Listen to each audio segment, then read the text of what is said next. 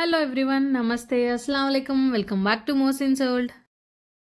ఈరోజు నేను మీకు ఎన్నో ఆరోగ్యకరమైన ప్రయోజనాలున్న పొనుగంట ఆకు ఫ్రై ఎలా తయారు చేసుకోవాలో చూపించబోతున్నాను. ఈ ఆకుకూర డైజెషన్ కి, కంటికి, చర్మ సంబంధించిన ఎలాంటి వ్యాధులైనా కూడా నివారించేందుకు ఉపయోగపడుతుంది. ఇది ఎంతో మంచి పోషక విలువలున్న ఆహారం కాబట్టి కనీసం పిల్లలకి వారానికి ఒక 2 సార్లైనా పెట్టడానికి ప్రయత్నించండి. ఎంతో మంచిదండి.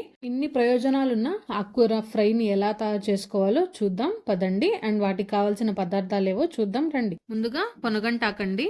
ఇది నాకు తెలిసిన వాళ్ళు పొలాల దగ్గర నుంచి తెచ్చిచ్చారు. సూపర్ మార్కెట్స్ లో కూడా అవైలబుల్ ఉంటుంది. 2 టీ స్పూన్ల శనగపప్పు, చూడండి ఇది తాళింపు గింజలండి. కొంచెం ఆవాలు, జీలకర్ర, మినపప్పు, శనగపప్పు, కొంచెం వెల్లుల్లిపాయ అండ్ ఒక 4 నుంచి 5 ఎండుమిర్చి.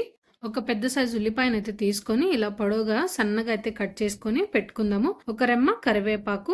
ఇవేనండి కావాల్సిన పదార్థాలు అయితే పొనుగంటాకు ఫ్రై కోసం. ఇప్పుడు ఒక గిన్నె అయితే తీసుకొని కొంచెం వేడిన తర్వాత ఇందులోకి ఒక పెద్ద గ్లాస్ నీళ్ళు అనేది వేసుకుందాము. ఇందులోకే శనగపప్పు అనేది నీట్ గా క్లీన్ చేసి ఈ మాత్రం వేడైన తర్వాత పప్పును అనేది వేసేసుకొని ఒక 80% పప్పుని ఉడకబెట్టుకుందాము. పప్పు ఉడికేలోపు మనం ఫ్రైని అయితే తయారు చేసుకుందాము. ముందుగా ఒక ప్యాన్ అయితే తీసుకొని కొంచెం వేడైన తర్వాత ఇందులోకి ఒక 1/2 టేబుల్ స్పూన్ ఆయిల్ అనేది వేసుకుందాము. ఆయిల్ కొంచెం వేడైన తర్వాత ఇందులోకి ఇక్కడ నేను చూపిస్తున్న తాలింపు గింజలన్నిటిని కూడా ఈ వేడి నూనెలోకి అయితే వేసేసుకుందామండి. సో చూడండి, కొంచెం గోల్డెన్ కలర్ లోకి వచ్చేంత వరకు ఫ్రై చేసుకోవాలి. మరీ పచ్చిగా ఉండకూడదు తాలింపు అనేది. కొంచెం రంగు మారిన తర్వాత ఇందులోకి ఒక రెమ్మ కరివేపాకు అండ్ వెల్లుల్లిపాయలండి ఇలా దంచి తాలింపులోకి అయితే వేసుకోండి. ఇప్పుడు ఇందులోకి ఒక 4 నుంచి 5 ఎండుమిర్చి ఇలా తుంచి అయితే వేసుకోండి. చిన్నపిల్లలు తింటారు అనుకునే వాళ్ళు ఎండుమిర్చి వేసుకొని ఫ్రై చేసుకోండి. కారం వేసుకోవాల్సిన అవసరం లేదు. ఇప్పుడు ఇందులోకి మనం ముందుగా తరిగి పెట్టుకున్న ఉల్లిపాయల్ని ఇలా వేసుకుందామండి. సో చూడండి, ఇలా ఒకసారి మిక్స్ చేసుకుందాము. ఉల్లిపాయలు ఈ ఫ్రైలోకి ఇలా సన్నగా కట్ చేసి వేసుకుంటే పంటి కింద ఎంతో కమ్మగా ఉంటుందండి. ఇప్పుడు ఇందులోకి ఒక 1 టీ స్పూన్ సాల్ట్ అనేది వేసుకుందాము. ఉల్లిపాయలు చక్కగా వేగాలంటే ముందుగానే ఉప్పు అనేది వేసుకోవాలి కదా. వేసిన ఉప్పు అంతా ఉల్లిపాయలకి పట్టే విధంగా 1 నిమిషం పాటు అయితే ఫ్రై చేసుకుందాము. ఈ ఉల్లిపాయలు మంచి గోల్డెన్ కలర్ లోకి అయితే రావాలండి. చూడండి, ఈ మాత్రం రంగు వస్తే సరిపోతుంది. ఇప్పుడు మనం నీట్ గా కడిగి పెట్టుకున్న ఈ ఆకుకూర మొత్తాన్ని కూడా ఇందులోకి అయితే వేసుకుందాము. మీకు ఎక్కువగా కనపడొచ్చండి, కానీ ఇది ఫ్రై అయితే చిన్న బౌల్ కి కూడా రాదు.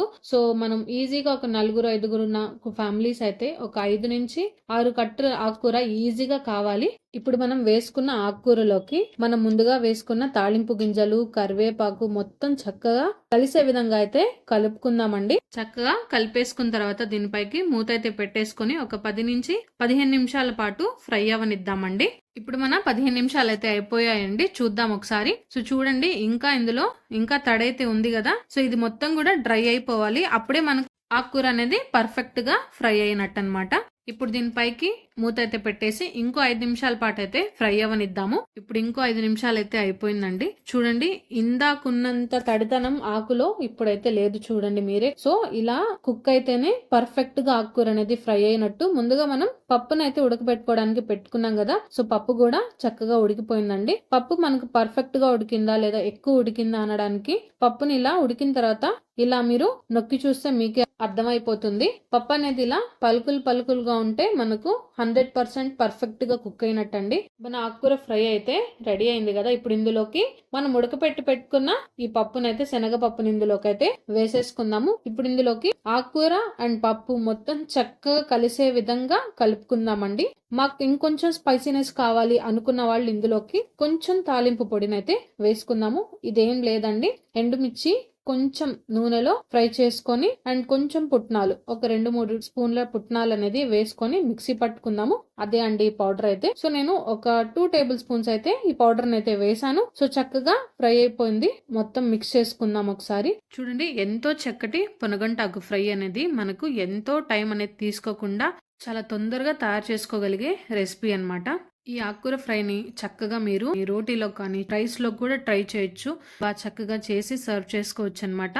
పిల్లలకి మీరు పొద్దున్నే క్యారేజెస్ లో పంపించాలన్నా కూడా ఈజీగా మనం చేసుకోగలిగే రెసిపీ అన్నమాట. మీరు కూడా ట్రై చేయండి అండ్ మీకు ఎలా కుదురుతున్నాయో కామెంట్ చేయండి. ప్రతి వీడియోలో నా బెస్ట్ ఇవ్వడానికి నేను ట్రై చేస్తున్నాను. సో మీకు ఈ వీడియో కనుక నచ్చినట్టయితే please do like, share and subscribe to Mohsin's world. And మీకు నచ్చినట్టయితే మీ ఫ్రెండ్స్ అండ్ ఫ్యామిలీకి కూడా షేర్ చేయండి. మన ఛానల్‌లో ఉన్న ప్రతి వీడియో కూడా బేసిక్ వంట చేయడం తెలియని వాళ్ళకి కూడా ఉపయోగపడే విధంగా వీడియోస్ అయితే ఉంటాయి. సో, ఖచ్చితంగా వీడియోస్ అన్నీ అయితే చూడండి. లైక్ చేయండి, షేర్ చేయండి, సబ్స్క్రైబ్ చేయండి. Thank you for watching.